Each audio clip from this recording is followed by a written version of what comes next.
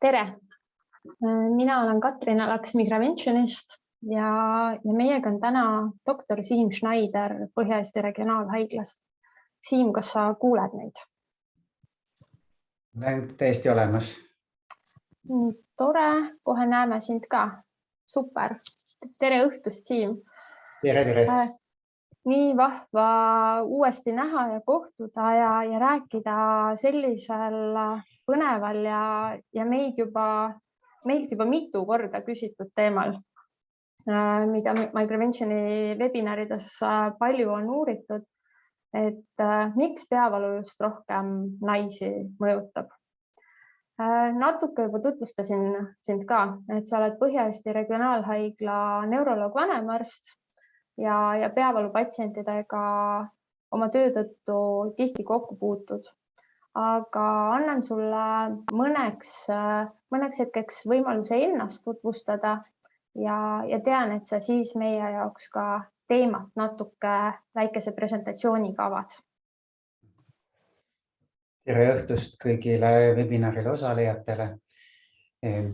Aitäh Katrinale lahke tutvustuse eest, et olen töötanud regionaalhaiglas juba üle 15 aasta ja minu eriala huvideks neuroloogina on insult, ennekõike just noorte insult, mille alal ma kaitsesin eelmise aasta lõpus oma doktoritöö ja teiseks niisuguseks suureks huviks on mul tõesti peavalud ja lisaerialaks on mul veel esteetiline meditsiin, mis ennekõike just botuliinravi, et see on, selle valdkonnas ma olen töötanud juba 12 aastat. Ja oma töö tõttu sa migreenipatsientidega sageli kokku puutud. Ja nii nagu me oma ühes kohtumises ka korraks arutasime, siis suur osa neid migreenipatsiente, kes sinu juurde satuvad, on naised. Ja see on just see teema, millest me tänases Migraventioni webinaris rääkima hakkame.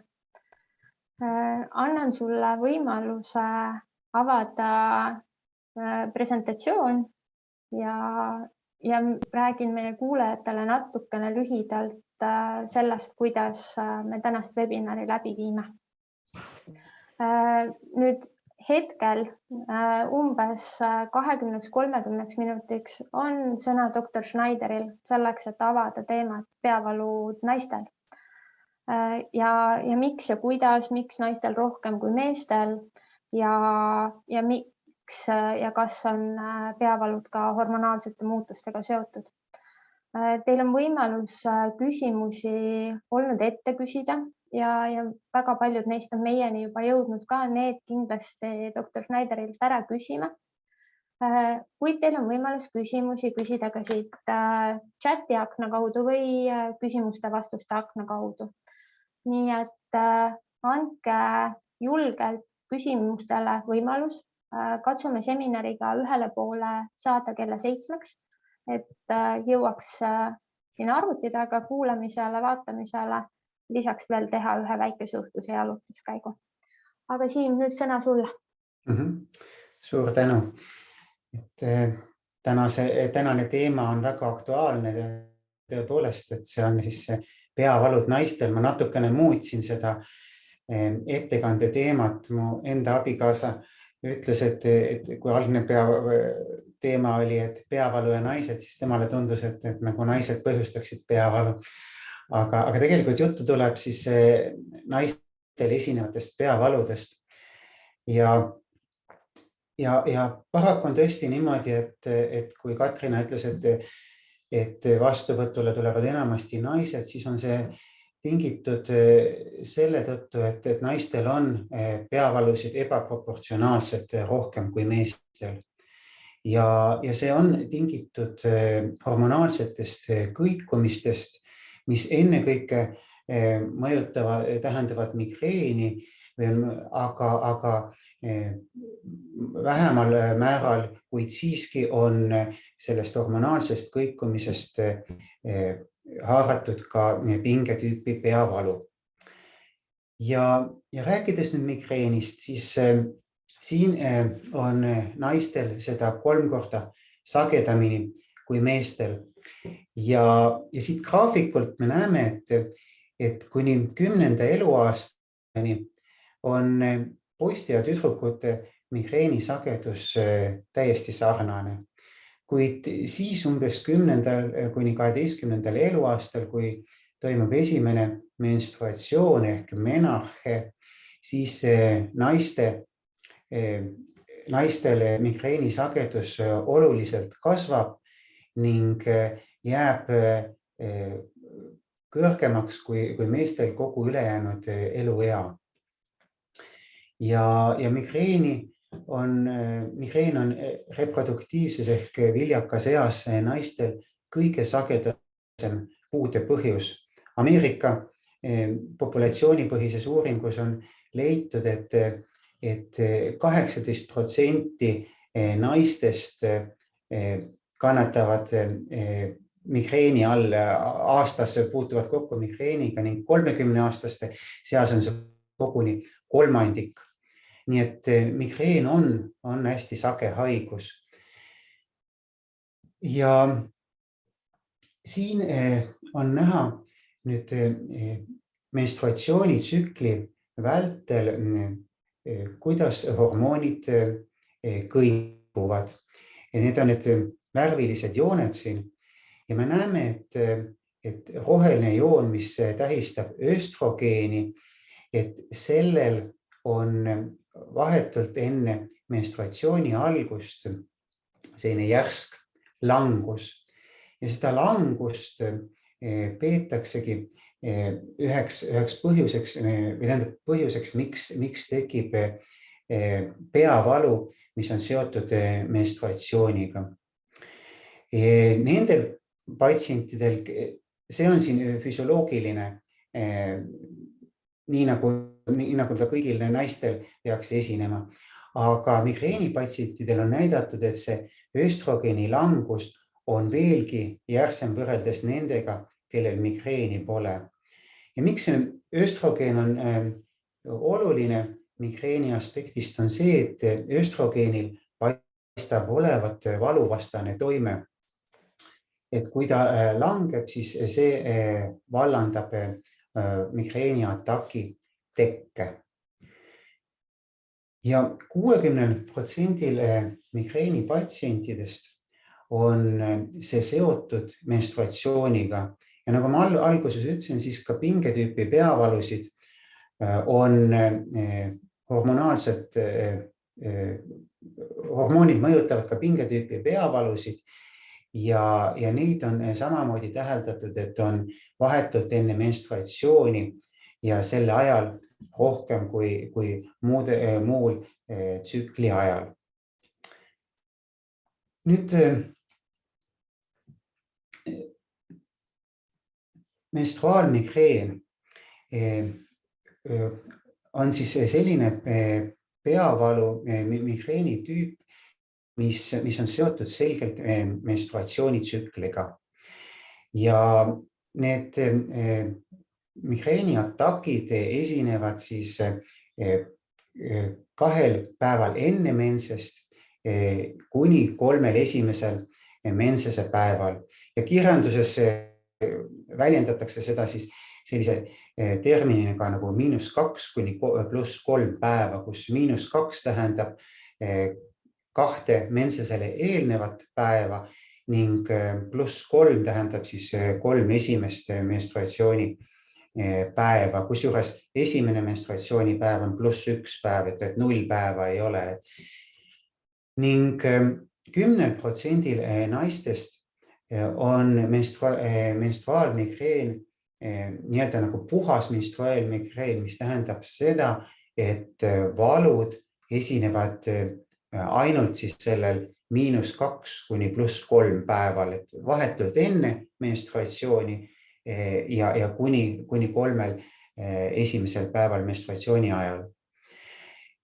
Seevastu kuskil 50% on migreeniatakid nii -2 kuni +3 päeval, kuid lisaks ka mõnel muul tsükli ajal. Ning iseloomulik nendele menstruaalmigreenidele on see, et nad on tavaliselt ilma aurata on need valud ning menstruatsiooniga seotud peavalud on tugevamad ja ravile halvemini alluvad. Mul jäi alguses veel ütlemata see, et võrreldes mehi ja naisi, siis kahjuks lisaks sellele, et naistel on sagedamini migreeni, on naiste valud ka tugevamad ning kauemini kestvad, nii et kahjuks see niimoodi on. Ja kuidas menstruaalmigreeni ravida? Seal on võimalik erinevaid taktikaid valida, et on võimalik ravida neid ägedaid valuatakke sarnaselt menstruatsioonivälise migreeniatakiga. Kuid kuna need atakid on suhteliselt hästi ennustatavad, et me teame, et kuidas ta menstruatsiooniga on seotud ning see võimaldab meil teha sellist miniprofülaktikat, mis tähendab seda, et see profülaktika ei ole mitte igapäevane, vaid keskendub just sellele valuperioodile, kui on teada, et menstruatsioon on tulemas, et siis alustatakse seda miniprofülaktikat. Ja see kõige enam on ja kõige efektiivsemaks on osutunud siin pika toimega triptaan, kasutatakse frovatriptaani ning siis ka mittesteroidset põletikuvastast ravimit naproxeeni. Samas on võimalik teha ka sellist pikaajalist profülaktilist ravi, mis tähendab igapäevast võtmist, et selle kohta spetsiaalselt on küll vähe andmeid, aga on meil olemas andmed topiramaadi kohta ning samuti on kasutatud ka erenumaabi, mis on siis uus bioloogiline ravi. Nüüd, kuidas on peavalud seotud perimenopausiga ehk siis selle perioodiga, kui menstruatsioon muutub ebaregulaarseks kuni siis selle ajani, kui on viimane menstruatsioon ehk menopaus.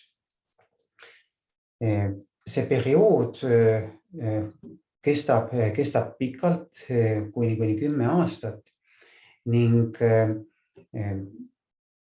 iseloomulik on perimenopausis peavaludele see, et nende sagedus tihti suureneb võrreldes sellega, mis oli enne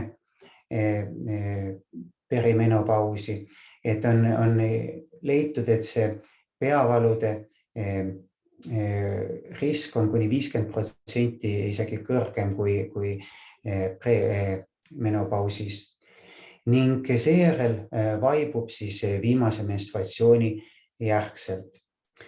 Ja jällegi tuleb siin kahjuks öelda, et perimenopausis on need atakid raskemini ette ennustatavad, nad on tugevamad, nad on pikema kestusega ja ravile halvemini alluvad.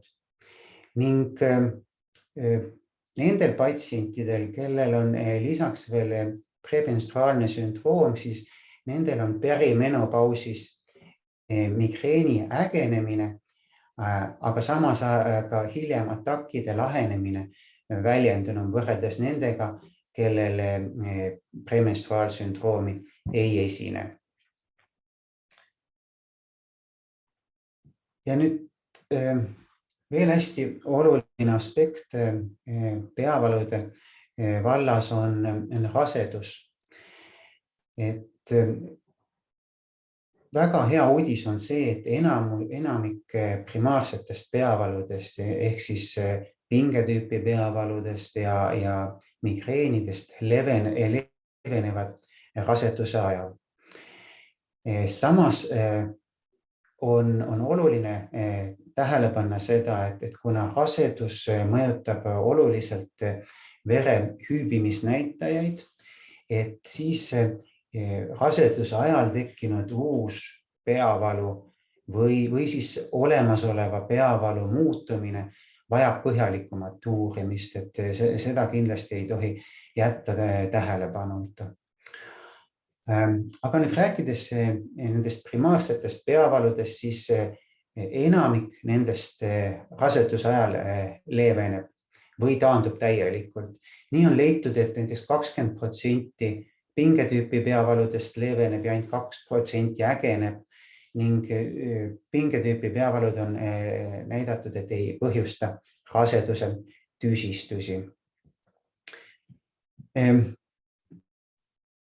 Kuna migreen on sage haigus ja tihti see invaliidistava haigus, siis paljud naised selles kartuses väldivad rasedust. Nad kardavad, et migreen võib ägeneda, et see võib põhjustada raseduse tüsistusi ja et see mõjub ohtlikult lootele. Ja Ameerika uuring näitas, et koguni üks viiendik migreeni patsientidest seetõttu väldivad rasedust. Kuid oluline sõnum on see, et migreen ei suurenda kaasasündinud väärarendite, surnult sündide või raseduste katkemiste riski, et migreen ei mõjuta loodet.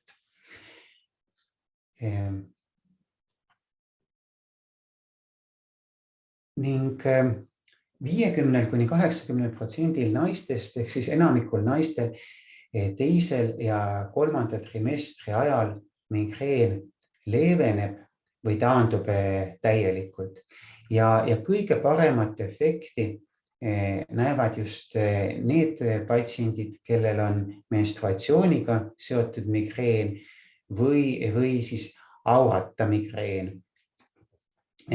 Auraga migreeni puhul on see leevenemise või taandumise protsent väiksem.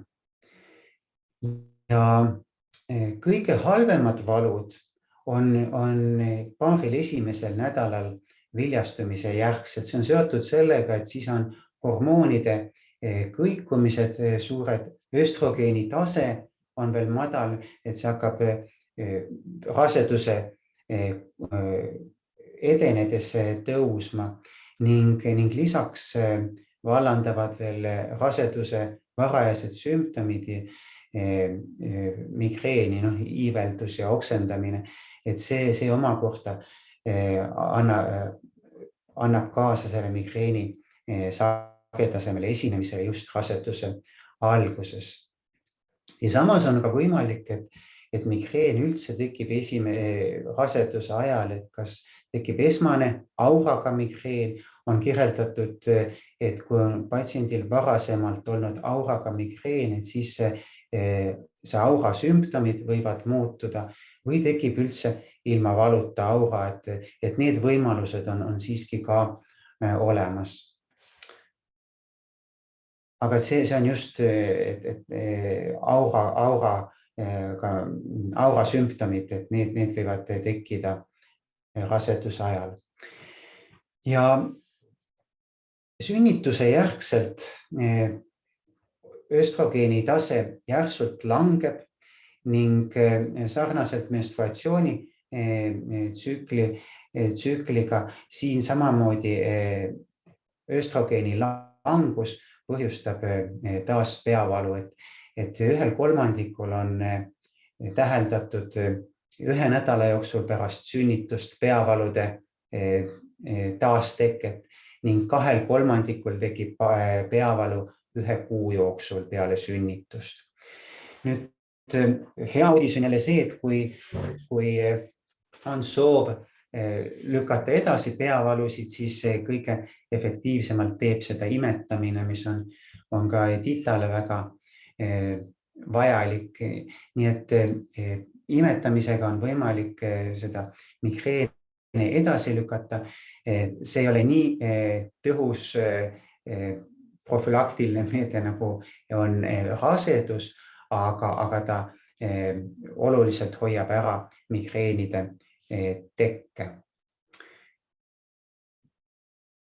Millega ravida migreeni, kui on raseduse ajal? Esmavalik on mittemedikamentoossetel vahenditel. Õnneks on raseduse ajal valuatakke vähem ning nad on leebemad, nii et seetõttu need mittemedicamentoossed vahendid nagu näiteks lõõgastus või teadvel olev jooga või neuromodulatsioon on tihti täiesti piisavad võimalused. Nüüd, kui on siiski vajalik kasutada ravimeid, siis esimeseks valikuks on paratsetamool. Samas tuleb öelda, et kui patsiendil eelnevalt paratsetamool ei aidanud, siis on vähe lootust, et see aitaks raseduse ajal. Võib kasutada metokloppramiidi, mis on iiveldusvastane ravim, aga omab ka valuvaigistavat toimet ning täiesti lubatud on erinevate närviblokaadide, ennekõike siis kuklablokaadide tekke. Mis puutub nüüd mittesteroidsetesse põletikuvastastesse ravimitesse nagu ibuprofeen või diklofenak, siis neid võib kasutada ainult teise trimestri ajal, et muidu nad võivad põhjustada spontaanset aborti. Ning järjest rohkem on meil andmeid selle kohta, et triptaanid, et nende ohutuse kohta raseduse ajal, et nad ei ole küll esmavalik, aga ägedate ja raskete atakkide korral võib neid kasutada ja nende koht on täiesti nüüd rasedusaegse migreeni ravis olemas. Ning nagu alati tuleb ka siin öelda, et opiaate peaks vältima, et mitte seetõttu, et nad oleksid ohtlikud lootele, aga lihtsalt nende koht ei ole migreeni ravis, et opioidseid valuvaigisteid ei kasutata. Ning kui nüüd peaks olema vajalik profülaktilist ravi raseduse ajal teha, siis võib kasutada propranolooli, amitriptiliini ja verapamiili, et need on teada-tuntud ravimid meile ja nende tõhusus ja ohutus raseduse korral on tõendust leidnud. Kindlasti on vastunäidustatud valproehappe, mis ja lisinapriil, mis tõstavad loote väärarendite riski ning vältima peaks ka neid uusi bioloogilisi ravimeid. Nendel on pikk poolväärtusaeg ja neid oleks tegelikult vajalik lõpetada juba 5 kuud enne rasedust. Nii et sõnum on see, et migreeni puhul oleks hea rasedus ka ette planeerida nii palju kui võimalik, et see ravi võimalikult optimeerida raseduse ajal. See oleks praegult kõik ettekandena, et ma olen valmis nüüd vastama küsimustele. Ja neid küsimusi on palju, aga ma alustan kohe siit, kus sina lõpetasid. Et meid on suures osas kuulamas ju migreeni patsiendid ja päris suures osas ka naisterahvad. Et Et kui me räägime profülaktilise ravi lõpetamisest nendel patsientidel, nendel inimestel, kellel migreen on olnud elusegavaks faktoriks päris pikka aega ja nemad rasedust planeerima hakkavad, siis kuidas see protsess päris täpselt välja nägema peaks, et kas peaks pöörduma neuroloogile ja gümnakoloogile, kas neuroloog ja gümnakoloog teevad ka mingil määral koostööd selliste patsientide puhul, et kuidas see ravi ja ravi ärajätmine ja edasise ravi määramine võib-olla välja näha võiks? No, kõige parem on, kui see toimub koostöös nii neuroloogi kui ka günekoloogiga. Et kui patsient tarvitab vastunäidustatud ravimeid, siis need tõesti tuleb eelnevalt ära lõpetada ja nagu räägitud sai, et need uued bioloogilised ravimid, mis on väga efektiivsed ja väikeste kõrvaltoimetega, et nende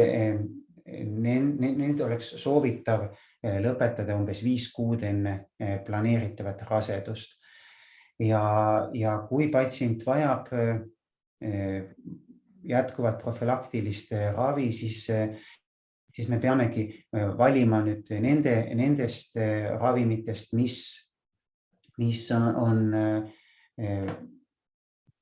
raseduse puhul ohutud.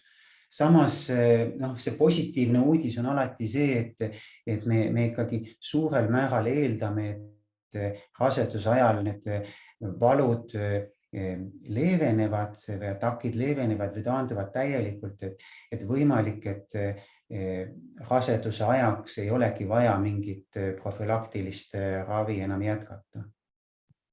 Ja oluline on lihtsalt see, et ka peavaluga inimene oleks teadlik nendest ravimitest, mida raseduse ajal ja rasedust planeerides juba tegelikult tarvitada ei tohi. Seda on nii hea teada ja ma arvan, et see on kõigile väga oluline teadmine siit tänaseks kaasavõtmiseks. Aga kui me liigume nüüd raseduselt hoopis sünnitusjärgsele perioodile, siis kas need ravimid, mida sünnitusjärgsel perioodil imetamise ajal kasutada võib, on samad või on siin mingeid erisusi? Üldiselt siin väiksed erinevused on, et siin tuleb vaadata, et erinevad triptaanid võivad rinnapiime erineval moel erituda ja seda tuleb iga ravimi puhul eraldi üle hinnata. Üks variant, mida võib kaaluda, aga seda on siis, kui on vaja kasutada ägeda ataki ravi, et siis eelnevalt toita titat, siis seejärel pumbata piim välja ja siis teha see ravim ära ja hiljem uuesti. Ühesõnaga üks piima külmutamine, et see ravimi tipptasemel ajal, et siis sellel hetkel mitte selle piimaga toita titat. Et see on üks valik, mida saab teha. Aga seal tuleb alati ravimipõhiselt vaadata, et missugune on ohutum valik imetamise ajal. Kuigi jällegi see kõige positiivsem uudis on see, et enamasti ka imetamine hoiab neid valusid vähemana ja nad on leebemad, need valud. Ja paremini kontrollitavad. Just nimelt. Nii, ja nüüd lähme menstruatsiooniga seotud migreenide juurde ja neid küsimusi on terve ports. Ma olen neid natukene siin grupeerinud ka ja siis liigume jälle tagasi vahepeal raseduse juurde ka. Kas menstruatsiooniga seotud migreene ja pingepeavalusid on kuidagi ka elustiiliga võimalik ära hoida? kui hormonaalsed kontratseptiivid panevad pea hoopis rohkem valutama. Jah, ma elustiilist üldse ei rääkinud tema ettekandes, aga see on selline vundament, millest tuleb üldse alustada, kui me räägime migreeniravist. Et kui see elustiil ei ole paigas, siis on ka medikamentoosne ravi vähem efektiivne. Nii et see elustiil on absoluutne esmane asi, millele peaks tähelepanu pöörama. Ja see on kõigi migreenivormide, nii menstruaalmigreeni kui ka siis mitte menstruaalmigreeni puhul nõnda. Ja mida see tähendab, see elustiil, et ma ütleks, et see oleks nagu 3 või 4 sellist kõige olulisemat aspekti on stressi haldamine, et teadvelolek, jooga, lõõgastusharjutused, siis regulaarne füüsiline koormus, et enamusel päevadest nädalas, ehk siis 3-4 päeva nädalas peaks vähemalt 30 minutit tegema sellist füüsilist koormust, mis paneb higistama. Et mõned patsiendid ütlevad, et ma olen jalgade peal terve päev töö juures või et ma toimetan kodus. Kindlasti on see parem kui istuv tööviis, aga sellel ei ole nii suurt positiivset toimet, kui on see, kui sa lähed ja 30 minutit teed sellist füüsilist tegevust, mis paneb sind kergelt higistama. Kolmas asi, uni. Et migreenipatsient on selline, kes vajab regulaarset päevarežiimi, mis tähendab ka seda, et soovitav on ühel ja samal ajal minna magama, ühel ja samal ajal tõusta. 7,5 tundi vaadata, et saaks und täis. Ja ma olen vastuvõtte tehes nii üllatunud, kui sage on see, et inimesed magavad koos oma lemmikloomadega, mis oluliselt halvendab unekvaliteeti. Paljudel on see süütunne, et loom tuleb voodisse ja kuidas sa teda ära ajad. Et siin on oluline, et see kuhugile teisele kohta see loom toimetada, et endale tagada kvaliteetne uni, et see on äärmiselt sage põhjus, miks une kvaliteet on halb. Ja viimase aspektina, suure aspektina ma tooksin välja selle dieedi, et dieedi osas on palju selliseid migreeni dieete kirjeldatud, et enamusel nendest ei ole mingit tõenduspõhisust ja nad on paljuski nagu väga piiravad, et mida on raske jälgida kõiki aspekte, aga minu enda niisugune praktiline soovitus on see, et vältida ennekõike just naatriumglutamaati ehk seda E621, mis on see tugev maitse tugevdaja ja siis nitraate, mida ka lisatakse just lihatoodetesse, et nendele anda selline meeldiv punane värvus, et vaadata nende osas, et need on kõige tugevamad migreeni triggerid või vallandajad. Et see on see alus või vundament, mis peab kõigenema olema korras ja et kui see ei ole korralikult tagatud, siis on kõik need medicamentoossed ravivõtted ka vähem efektiivsed, et see on hästi oluline. See, et inimene ise ka oma käitumise ja eluviisi ja uneviisi ja toitumisviisi ka panustab sellesse, et ravi lõpuks toimib. Ja, absoluutselt.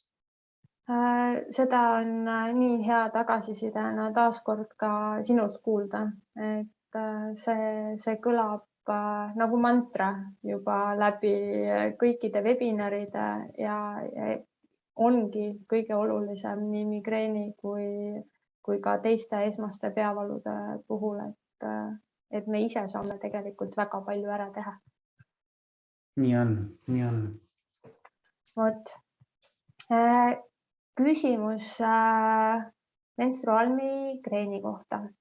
Kas neuroloogi vaatevinklist sobib menstruaalmigreeni ennetuseks kombineeritud hormonaalse kontratseptiivse pilli kasutamine pidevas režiimis, näiteks 3 kuud järjest ilma pillivaba nädalata? Kas see on adekvaatne, kui see toimib? Kui patsient juba kasutab rasedusest hoidumiseks sellist meetodit, kas pillide kasutamise mõju ja turvalisust aurata migreeni korral on uuritud? Aurata migreeni puhul on pilli kasutamine lubatud ja vajalik on vaadata, et see östrogeeni tase oleks võimalikult madal. Erinev on see auraga migreeni puhul, kus östrogeeni sisaldava pilli kasutamine on vastunäidustatud, kuna auraga migreen ise võib põhjustada tõstab insuldi riski ning östrogeeni sisaldava pilli lisamine sinna tõstab seda riski veelgi. Aga aurata migreeni puhul on sellel täiesti oma koht olemas, et see sobib. Väga hea. Aitäh nii küsimuse kui vastuse eest. Ja küsin sellise küsimuse, et kas hormoonidega seotud peavalude puhul tuleks minna pigem neuroloogi või günekoloogi vastuvõtule ja kui palju neuroloogid täna teevad koostööd gynekoloogidega? Meil aeg-ajalt ikka on selliseid koostööseminare, kus me arutame ühiseid kokkupuutepunkte ja migreen on just üks selline, mis ühendab nii neuroloogia kui ka günekoloogia, kuna see mehhanism puudutab seal mõlemat eriala. Kelle poole pöörduda? Migreeni puhul ennekõike ikkagi peaks neuroloogi poole pöörduma. Kui on võimalik, siis paha ideega günekoloogi konsultatsioon sinna lisaks saada, aga alustada ma soovitan ikkagi neuroloogist. Et kõigepealt ikka selle peavalu probleemiga korda. Nii. Läheme, mõtlen, millises järjestuses küsimusi küsida. Kuidas leevendada migreeniga kaasnevaid sümptomeid?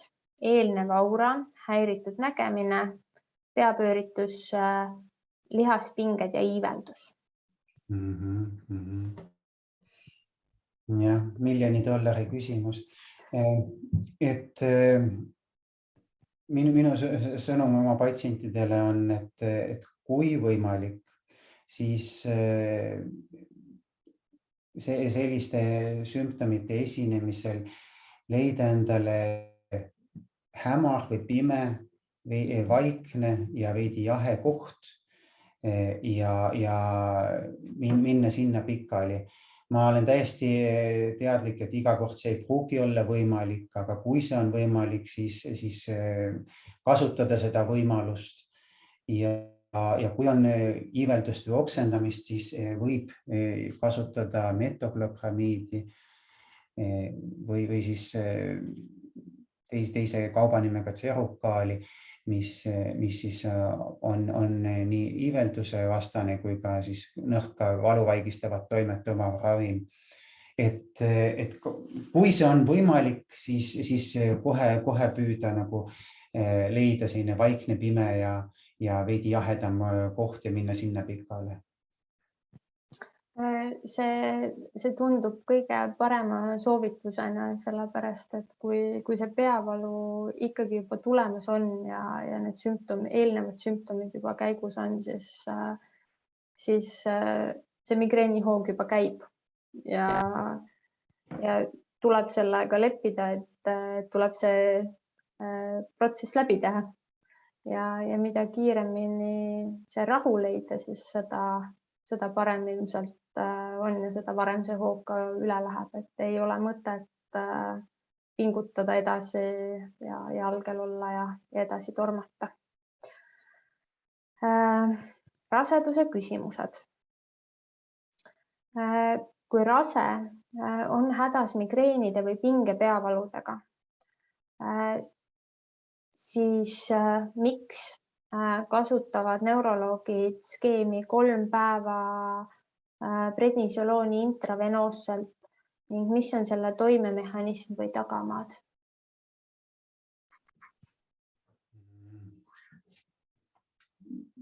Ma oskan kommenteerida seda, et prednisolooni või metüülprednisolooni kasutame me sellisel juhul, kui on tegemist migreeni staatusega. Ehk siis sellisel juhul, kui migreen on, kui tavaline atakk on 4–72 tundi, et kui see on üle selle kestnud, siis me saame rääkida migreeni staatusest. Ja sellisel juhul me teeme tõesti prednisolooni või metüülprednisolooni, mis aitab siis olemasolevat atakki lõpetada ning väldib uue peavalu kordumise riski.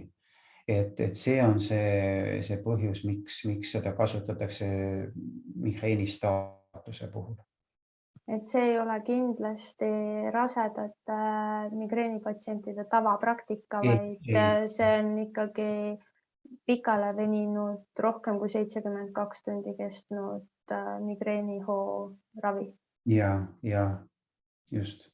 Et see kaasaks üle kinnitatud, et see ei ole tavaline igapäevane praktika. See ei ole tavaravi, jah. Nii. Sa natuke rääkisid sellest, miks raseduse alguses pea valutab rohkem ja miks on halb olla ja et östrogeeni tase ei ole veel piisavalt kõrgel selleks, et see raseduse migreeni ennetav toime oleks välja tulnud. Aga miks esimesel trimestril tugevad peavalud tekkida võivad, kui neid varem olnud ei ole? Ja miks võib pärast sünnitust esineda ühekordselt migreeni või migreeni aurat? Kas need on ka hormoonidega seotud küsimused või on seal midagi muud? Suure tõenäosusega need on hormoonidega seotud, et esimese trimestri ajal võib peavalu olla sage ja tugev ja see on ennekõike just seotud sellega, et hormonaalsed kõikumised on veel suured ja samas östrogeeni tase on madal ning teiseks just halvendab seda raseduse algusega seotud need sümptomid, et mis niikuinii kaasnevad on iiveldus, oksendamine, et see on ka veel see trigger või see vallandaja, mis migreeni tekkele kaasa aitab. Nii et see on see põhjus, miks raseduse esimesel trimestril neid peavalusid enam on või miks nad tekivad. Ja sünnitusjärgselt tekib peavalu just tingituna sellest järsust östrogeeni langusest. Et jah, ta võib tekkida ka esmasena täiesti, et eelnevate peavalude puudumiseta, aga alati, kui sünnituse või sünnitusjärgselt tekib esmane peavalu või see peavalu on erinev varasemast, siis väärib see suuremat tähelepanu kui tavaline peavalu, mis on juba teada iseloomuga varasematega võrreldes. Et sellisel juhul peab alati otsima arstiabi. Ja kindlasti välja ütlema. Selle taga ei pruugi midagi tõsist olla, aga see võib olla, et see vajab alati sellist ülekontrollimist. Et ka tulevastele emadele ja rasedatele, kes meid kuulavad, et kui mingi teistsugune peavalu nendel, kellel juba migreen on, tekib või tekib üldse esimest korda peavalu peale sünnitust, et siis see tasub ikka kõva häälega välja öelda. Mida ma veel tahtsin öelda siin, et me rääkisime ennem nendest imetamisaegsetest peavaludest, et siin elustiili puutuvalt on väga sage, et imetavad emad unustavad ära ergonoomika. Et vaadata, pöörata tähelepanu sellele, missuguses asendis imetamine toimub, et tihtipeale pea on ees, mis suurendab kaelalihaste pinget, trapetslihase pinget, et vaadata, et see imetamise asend oleks ka siin hästi ergonoomiline, sest vahest võib juba see olla peavalude põhjuseks, et on vale ergonoomiline asend ja tekivad liigsed lihaspinged. Lisaks veel magamatusele ja kõigele muule. Aga see on niisugune lihtne asi, mida on võimalik jälgida ja mis on efektiivne ja tõhus. Millele saab tähelepanu pöörata? Siin miks miks kasutatakse menstruaalmigreeni puhul just Frovatriptani? Kui osadele patsientidele on määratud näiteks menstruaalmigreeni puhul Sumatriptan, kas see sobib ka? Frovatriptani eelis on see, et kui me räägime profülaktilisest, miniprofülaktikast, siis me soovime, et see profülaktika kestaks pikalt ja Frovatriptanil on pikk toimeaeg. Sumatriptanil on lühike toimeaeg, et see sobib ägeda valuraviks, aga profülaktikas ta ei ole nii efektiivne, aga Frovatriptanil on pikk toimeaeg ja see võimaldab tal olla parem profülaktiline ravi.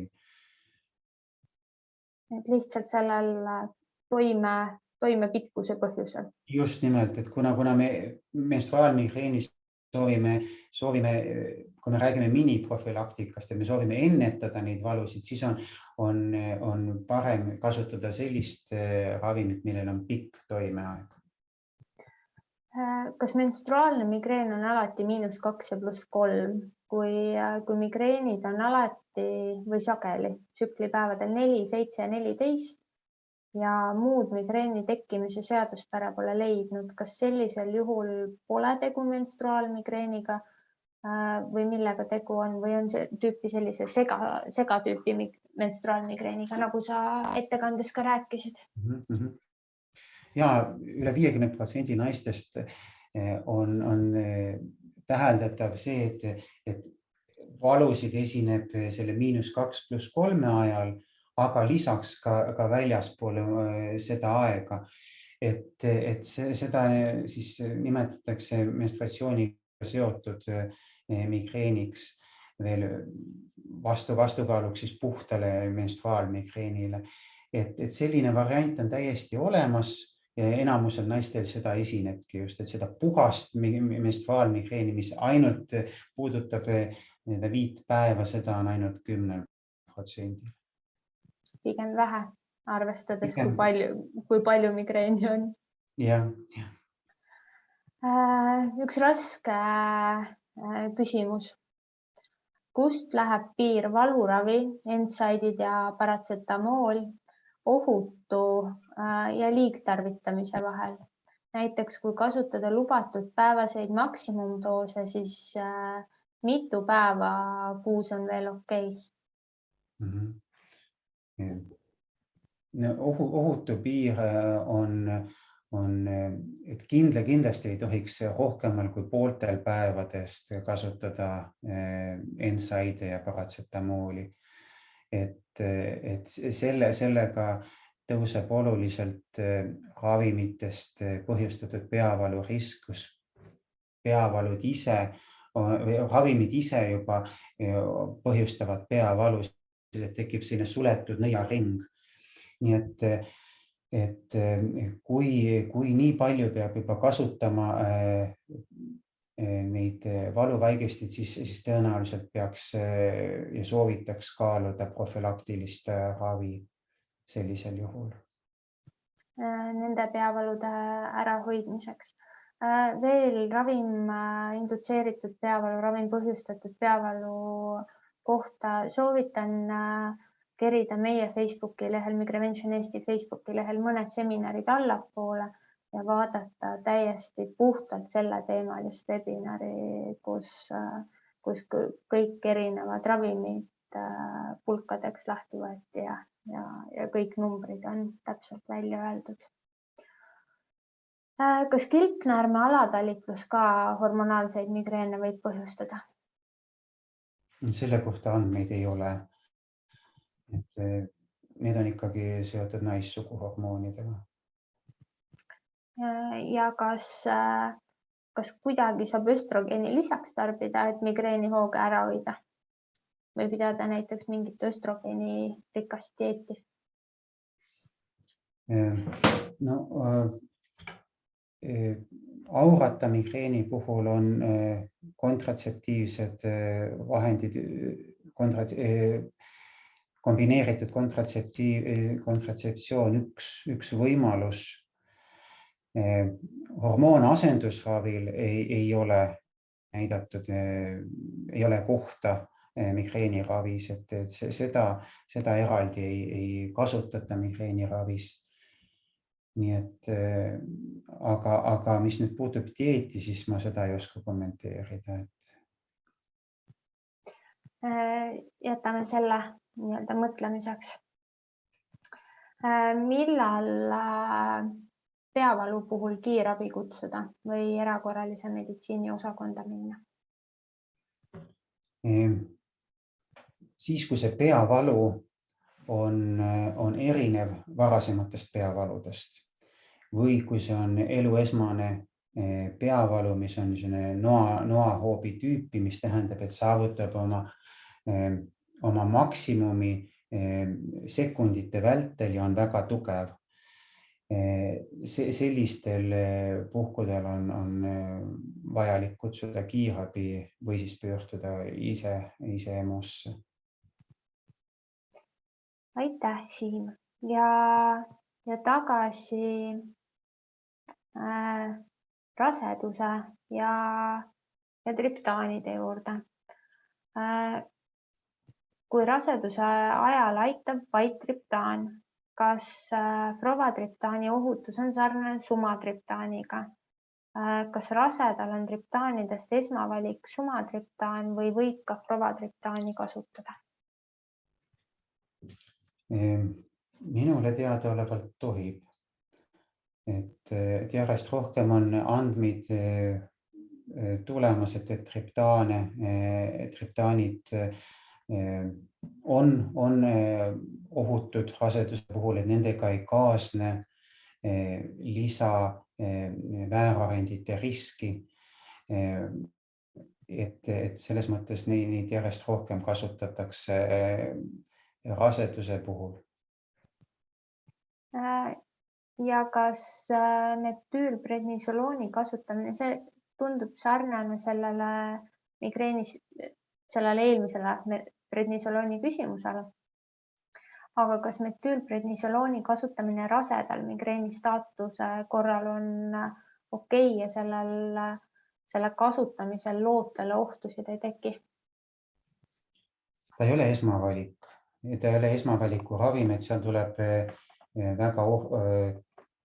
väga tähelepanelikult kaaluda riske ja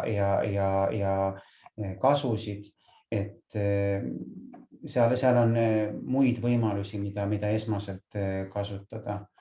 et see ei ole kindlasti esmavalik migreeni staatuse puhul rasedal. Ja nüüd mõned sellised keerulised küsimused. Siin, mida iga naine, kes migreeni all kannatab, ise saab ära teha selleks, et tal neid migreenihooge vähem oleks, nad kergemad oleks ja et nendega paremini toime tulla. No elustiil on ikkagi see, mis on, mida inimene ise saab ära teha, et see on see, mis on iga inimese võimuses ja seda tuleb paraku mõelda ka töövalikul, et öötöö migreeni patsiendile ei ole hästi sobiv. Seda tuleb vaadata, söögikohtade puhul ei tohi hommikusööke vahele jätta. Samamoodi, mis me rääkisime unest, et ei ole hea liiga palju magada, ei ole hea ka liiga vähe magada. Et see on see, mida iga inimene saab ise ära teha. Ning minu soovitus on veel see, et kui tulla arsti juurde, siis hästi palju abi on päevikust, peavalupäevikust, et sellega me saame väga nagu hõlpsalt näha seda peavalude mustrit, jõuda diagnoosini ja samamoodi siis ka parima ja optimaalsema ravini. Nii et see on ka nüüd üks asi, mida patsient ise saaks teha, kui tal on migreen. Et enne kui ta otsib abi spetsialisti poolt, et siis teha see peavalupäevik 2-3 kuu jooksul, et sealt joonistub juba välja selline hea muster, millest edasi minna siis ravi korraldamisel. Aitäh, Siim. Ja meie ka lisaks nendele webinaridele, mida me igakuiselt varsti juba nüüd aasta oleme korraldanud ja varsti juubel ka tuleb, et 12 kuud täis saab, siis digitaalsed peavalupäevikud patsientide jaoks arendame ja selle patsientidele tasuta kättesaadavaks oleme teinud, et inimestel endal oleks hea ennast aidata ja ka spetsialistidel lihtsam patsientidel järge pidada. Aga suur aitäh, Siim, meiega täna ühinemast, kõikidele küsimustele vastamast. Ma arvan, et väga-väga paljud küsimused, mis muidu meil siin vastamata on jäänud ja on olnud hästi spetsiifilised ja naisi puudutavad, said täna vastuse ja mul on väga hea meel, et sa leidsid aja meiega vestelda ja meiega siin koos olla. Aitäh kutsumast! Kutsume kindlasti varsti jälle rääkima peavalude teemadel ja kõikidele teistele kohtume juulis. Kohtumiseni! Nägemist!